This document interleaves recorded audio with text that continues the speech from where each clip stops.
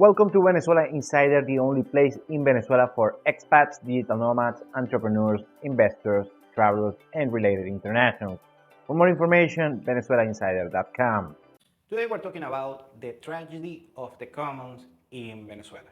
The tragedy of the commons is a concept that is used to describe situations where selfish decisions by the individuals on the short term can become very harmful for the collective on the long run.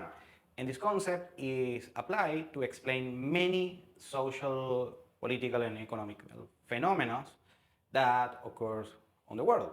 Most of the examples around the world are used to describe situations regarding the consequences of pollution, overuse of natural resources, and even the overuse of antibiotics. Also explains why socialism, Marxism, communism doesn't work and destroys entire populations. Now, the tragedy of the commons is responsible for all the mayhem, all the bad things that happened within Venezuela on the past 2 decades or so? Well, maybe. If you know a little bit about the Venezuelan economy, you know, on the 50s, Venezuela was a top 5 regarding GDP per capita.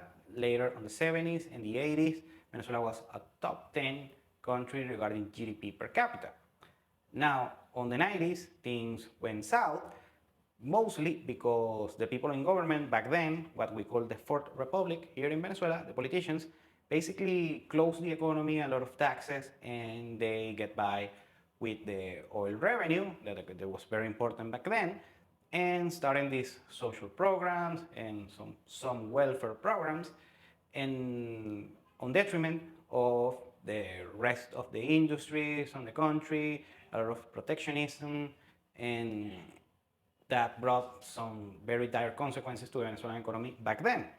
And those issues, the results of those issues, were the ones that were responsible to bring Hugo Chavez on power on 98. And after that, Hugo Chavez just exacerbated this model of using the oil revenue in order to fund social welfare programs. At some point, first, he replaced the people on the oil industry with very incompetent people but loyal to him. After that, he put a lot of restrictions on the rest of the economy. Of course, that collapsed the non-oil economy within Venezuela. And of course, after that, a lot of corruption and mismanagement destroyed the oil production in Venezuela, and that created the situation that we face just a few years ago. So that situation on the micro scale, what happened is many people were taking these social welfares on any given form that were handed out back then without caring that they were destroying the country little by little.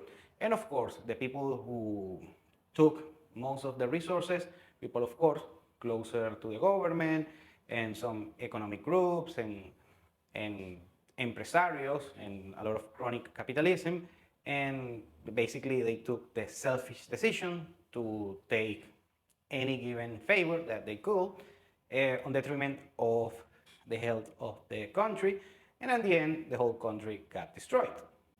And now we have the end result that the oil economy is on a dire situation. We already spoke about that. From 3 million barrels of oil production per day in Venezuela, we went to 400,000 on 2020, and right now we are on the neighborhood of 800,000, still lagging from that 3 million barrels per day level. The economy has only around 20% of the GDP that they had a decade ago or so. Now, another issue that we have in Venezuela that's more on the social side is Venezuelans are show-off, are people that seek to increase their status and show as much status as they can. So they take a lot of selfish decisions in order to enhance their perceived status on detriment on the rest of the community.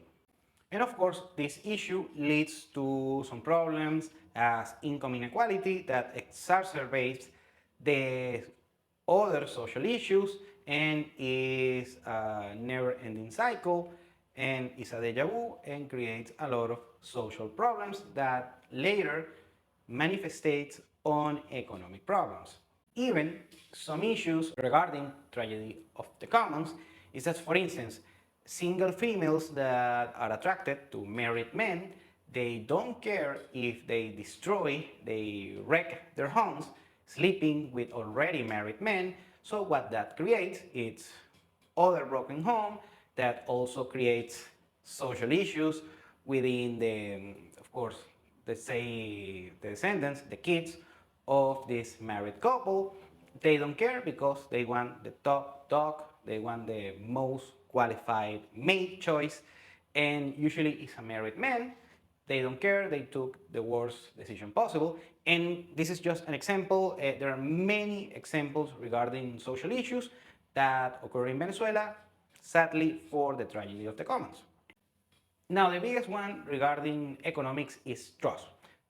The tragedy of the commons destroys the trust within the whole population and the whole society. So that destroys wealth creation, that destroys GDP production, because GDP is nothing more than the sum of all of the transactions that occurs on the whole economy. So when you have a society that has a lot of distrust among each other, what happens is less economic transactions tend to happen, and that destroys GDP or is, on the lesser degree, an opportunity cost within an overall economy. So now, time for you.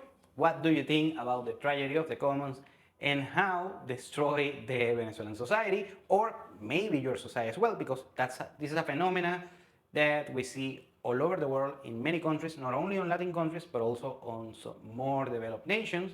So I want to read your comments below.